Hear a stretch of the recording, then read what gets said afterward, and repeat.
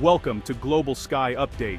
Please subscribe to my channel and press the bell icon for more updates. I bet you didn't know why the Sabah dispute just won't go away. Every year, in a tradition that has outlasted empires and generations, Malaysia pays a small but symbolic sum to the heirs of the Sultan of Sulu, a relic of a deal struck in 1878, when colonial ambitions and local dynasties shaped the fate of Southeast Asia. This payment, though modest in amount, carries the weight of history and unresolved questions, echoing through the decades as a reminder of a bargain made in a very different world.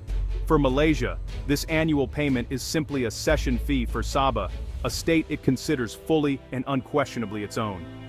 The Malaysian government views Sabah as an integral part of its federation, woven into the national fabric by law, development, and the will of its people. To them, the payment is a formality, an old agreement honored out of respect, not out of doubt. But for the heirs of the Sulu Sultanate, and for many in the Philippines, this payment is something very different. It's seen as rent for land that was never truly surrendered, a tacit admission that Sabah's ownership remains unsettled. For them, each transaction is a reminder of a claim that refuses to fade, a hope that justice and history might one day align in their favor. This annual payment is the heartbeat of a dispute over Sabah, a territory larger than Switzerland, rich in resources and culture, and a persistent flashpoint between Malaysia and the Philippines. The issue is not just about land, but about identity, sovereignty, and the legacy of colonialism. Sabah is an integral part of Malaysia, with its own unique identity and vibrant communities, but the Philippines sees it as a lost territory, never legally ceded, and still rightfully theirs. This difference in perspective fuels political debates, stirs nationalistic feelings, and sometimes even sparks diplomatic tensions. The conflict is a tangled web of colonial-era treaties, shifting alliances, legal arguments, and national pride. Each side points to different documents, different interpretations, and different versions of history, making the dispute as complex as it is enduring. Most of the time, the Sabah dispute simmers quietly in the background, overshadowed by other issues, until a political speech, a newly published map, or an armed incursion suddenly brings it roaring back into the spotlight, reigniting old passions and anxieties. The Sabah question is like a dormant volcano, its surface calm but its core simmering with unresolved tensions, always threatening to disrupt Southeast Asia's delicate balance and regional harmony. In this video, we'll unravel the tangled history, the competing legal claims, and the modern stakes of the Sabah dispute, exploring why this issue refuses to die, and what it means for the future of the region. Sabah's value goes far beyond its borders. Its coastline faces the Sulu and South China Seas, making it a maritime gateway for global trade and energy routes. Control over Sabah means influence over these vital waters, something regional and global powers closely watch. The state is rich in oil, gas, and palm oil, fueling Malaysia's economy and energy security. Its rainforests and coral reefs are biodiversity hotspots, drawing tourists and scientists alike. For Sabahans, diverse, multi-ethnic, and deeply Malaysian, the dispute is distant from daily life. They vote in Malaysian elections, raise their families under the Malaysian flag, and see the Philippine claim as foreign. The real question is not just about land, but about the fate and identity of millions. Sabah's wealth and strategic position make it a prize neither side wants to lose. The long-standing Sabah dispute, which continues to shape regional politics and international relations in Southeast Asia, centers on a single pivotal document signed in 1878. This agreement, though seemingly straightforward at first glance, has become the foundation of a complex and enduring controversy. The document was signed between the Sultan of Sulu, a powerful ruler in the southern Philippines, and two British adventurers representing commercial interests. These men, Alfred Dent and Baron von Overbeck, sought to expand British influence in Borneo. At the heart of the agreement lies a single word: pajak. This term, written in the Jawi script, has fueled more than a century of legal battles, diplomatic standoffs, and even armed conflict. Its meaning is the crux of the entire dispute. Malaysia and its predecessors have long interpreted pajak as to cede, arguing that the territory of Sabah was sold outright to the British North Borneo Company in exchange for an annual payment. This interpretation underpins Malaysia's claim to sovereignty. In contrast, the Sultan's heirs and the Philippine government insist that pajak means to lease. According to their view, sovereignty was never truly transferred. Sabah was merely rented, and the Sultanate retained ultimate ownership. The annual payment, which continues to this day, is seen by Malaysia as a cession fee, a final settlement for the territory. For the Philippines and the Sultan's descendants, however, it is simply rent, a symbol that the land was never truly given away. The situation is further complicated by multiple translations of the original document, and the weakened political status of the Sultanate at the time. These factors have only deepened the confusion and mistrust between the parties. The British, acting as sovereigns, administered, developed and defended Sabah for decades, embedding their authority in the region. Yet, the original intent of the 1878 agreement remains a subject of heated debate among historians, legal experts, and politicians. For the Philippines, sovereignty over Sabah passed from the Sultanate to the nation, forming a key part of their national narrative. For Malaysia, the will of the people of Sabah and their continuous administration of the territory are decisive factors that legitimize their claim. This single word, pajak, remains a powerful symbol, dividing two nations and shaping the lives of the people of Sabah. Its ambiguity continues to spark legal, political, and even emotional arguments on both sides. The uncertainty and ambiguity of the 1878 agreement echo in every modern argument over Sabah, ensuring that this historical dispute remains unresolved and deeply relevant to this day. The Philippines asserts its claim to Sabah based on a complex history of inheritance from the Sultanate of Sulu.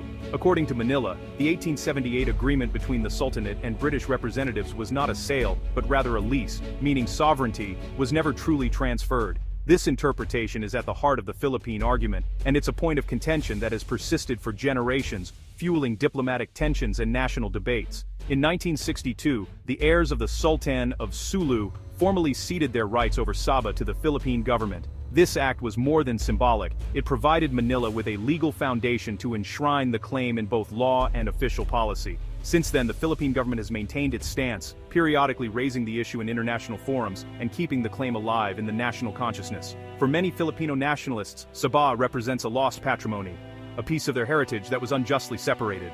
The annual payment made by Malaysia to the heirs of the Sultanate is seen as evidence that the land was never truly sold, but merely leased. This payment, though small, is a powerful symbol for those who believe Sabah rightfully belongs to the Philippines. On the other hand, Malaysia firmly insists that Sabah is an integral and settled part of its federation. Citing the 1962 Kabul Commission, Malaysian leaders point out that the people of Sabah themselves chose to join Malaysia after a process of consultation and referendum. For Kuala Lumpur, this act of self-determination outweighs any colonial-era agreements or external claims. From the Malaysian perspective, the will of the Sabahans and the legitimacy of the federation are paramount. Self-determination, they argue, is a fundamental principle that should not be overridden by historical claims or foreign intervention. Since 1963, Malaysia has governed, developed, and defended Sabah, investing in its infrastructure and integrating it into the nation. The international community, including the United Nations, has largely recognized Malaysia's sovereignty over Sabah, further strengthening Kuala Lumpur's position on the global stage. For Malaysia, the Philippine claim is not just a legal dispute, it's a direct challenge to its sovereignty and the stability of the region.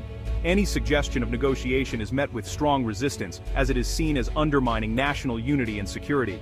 As a result, Malaysia consistently refuses to enter arbitration or negotiation on the matter, maintaining that there is nothing left to discuss. The official stance is clear: Sabah's status is settled, and the door to further talks remains firmly closed. At its core, the dispute is a complex clash of legal interpretations, historical narratives, and national pride. It also raises the question of the right of Sabahans themselves to determine their own future, a right both sides claim to champion but interpret very differently. With both Manila and Kuala Lumpur locked in positions that seem unmovable, the standoff continues. Decades have passed, yet the conflict remains unresolved, casting a long shadow over relations between the two nations, and leaving the fate of Sabah a lingering question in Southeast Asian geopolitics.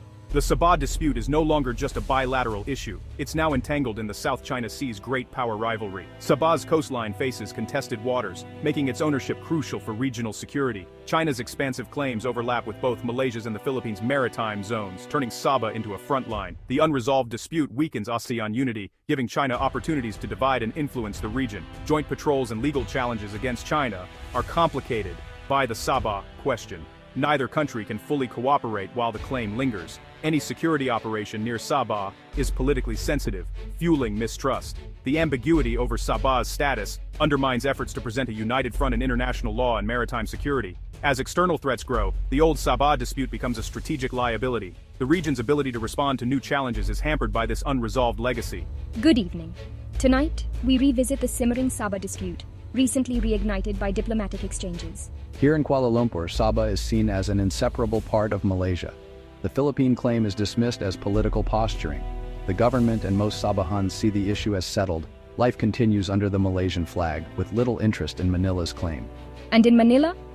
The Sabah claim is a matter of national pride and historical justice. The government faces pressure from nationalists and the Sultan's heirs to keep the claim alive. The Philippine Constitution mandates pursuit of the claim, making it impossible to simply drop the issue. Malaysia's refusal to discuss or arbitrate is seen as the main obstacle. Both sides value their relationship, but the dispute remains a stubborn barrier. The only consensus? Dialogue is needed, but neither side is willing to budge. The Sabah question remains unresolved, shaping regional politics. In 2013, the Sabah dispute turned violent. 200 armed followers of the self-proclaimed Sultan of Sulu landed in Lahad Datu, Sabah, aiming to reclaim their ancestral homeland. Negotiations failed, violence erupted, and Malaysia launched a military operation.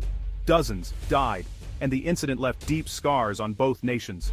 Malaysia responded with a security crackdown, hardening its stance on Sabah. For the Philippines, the event was a diplomatic embarrassment, exposing the risks of unresolved claims. The Lahad Datu crisis proved the dispute is more than history, it's a real security threat. ASEAN was built on consensus and non-interference, but the Sabah dispute tests these principles. The conflict pits two founding members against each other, undermining regional unity. Malaysia sees the issue as internal, the Philippines wants bilateral resolution. ASEAN's hands are tied. Any mediation risks alienating a key member. The rift weakens ASEAN's ability to act together, especially against external threats like China. The dispute is a constant reminder of the limits of the ASEAN way. Old grievances simmer, managed quietly, but never resolved. The House of ASEAN remains divided, vulnerable to periodic flare-ups. The Sabah dispute endures, a knot of history, law, and national pride. Malaysia's position is absolute.